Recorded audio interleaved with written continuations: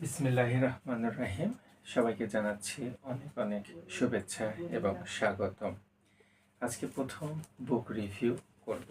আজকে পবিত্র কোরআনের শ্রেষ্ঠ কাহিনী এই বইটি থেকে একটি রিভিউ করব। দুইটি পার্টে এই রিভিউটি করব।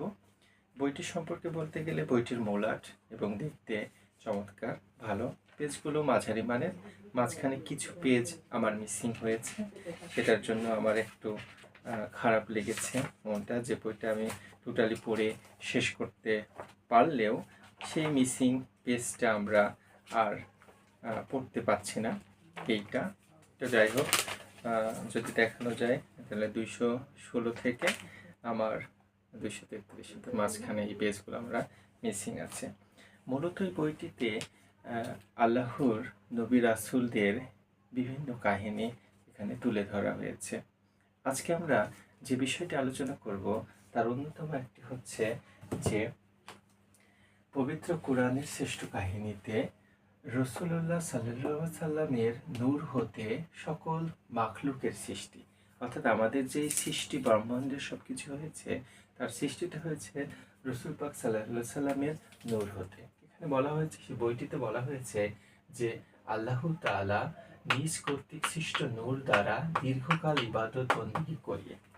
প্রথমে দেখতে পাবো যে আমরা এইখানে যে আমাদের মহান আল্লাহ যে নূরটি সৃষ্টি করলেন সেই নূরটিকে প্রথমে রেখে দিলেন এবং সেই নূরটি আল্লাহর ইবাদত বন্দেগী করলেন দীর্ঘদিন। তারপরে সেই নূরটিকে তিনি 4 ভাগে বিভক্ত করলেন। 4 ভাগে, 1 ভাগ, 2 ভাগ, 3 ভাগ এবং 4 ভাগ। তার প্রথম ভাগটাকে তিনি করলেন কি, সৃষ্টি করলেন আরশে আজিম। মহান আল্লাহ তাআলা প্রথম ভাগ থেকে আরশে আজিম সৃষ্টি করলেন। দ্বিতীয় ভাগ দিয়ে সৃষ্টি করলেন কলম। তৃতীয় ভাগ দিয়ে সৃষ্টি করলেন কি, লাউহে মাহফুজ। আর এই যে চতুর্থ অংশটি নূরের, এই চতুর্থ ভাগটিকে তিনি আবারও 4টি ভাগে ভাগ করলেন। তাহলে এই চতুর্থ ভাগটিকে কি করলেন, আবারও তিনি 4টি ভাগে ভাগ করলেন। তার 1 ভাগ, 2 ভাগ, 3 ভাগ, 4 ভাগ। এই 4 ভাগের চতুর্থ ভাগটিকে 4 ভাগে ভাগ করে প্রথম ভাগটি তিনি সৃষ্টি করলেন কি, আরশ বহনকারী ফেরেশতা।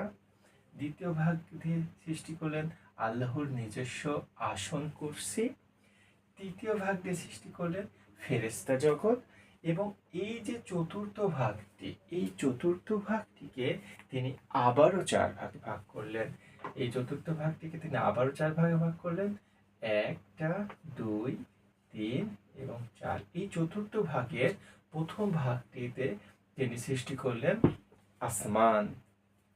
দ্বিতীয় সেই নূর দিয়ে তিনি সৃষ্টি করলেন জমিন। তৃতীয় অংশ সৃষ্টি করলেন বেহেশত ও দুঝক। এবং এই যে চতুর্থ অংশটি, এই চতুর্থ অংশটিকে আবার তিনি ভাগ করলেন কি, 4টি ভাগে। যার প্রথম ভাগ দিয়ে সৃষ্টি করলেন মোমেনদের চোখের জ্যোতি। দ্বিতীয় অংশ দিয়ে ভাগ করলেন কালবের জ্যোতি।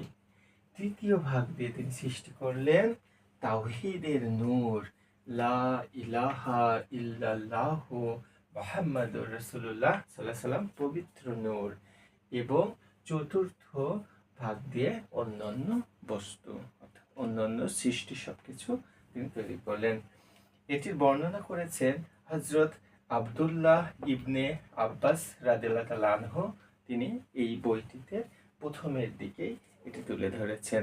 আমরা বইটির প্রথমে পেয়েছি এটি পবিত্র কোরআনের শ্রেষ্ঠ কাহিনীতে যে বলা হয়েছে রাসূল পাক সাল্লাল্লাহু আলাইহি সাল্লামের নূর হতে সকল মাখলুকের সৃষ্টি।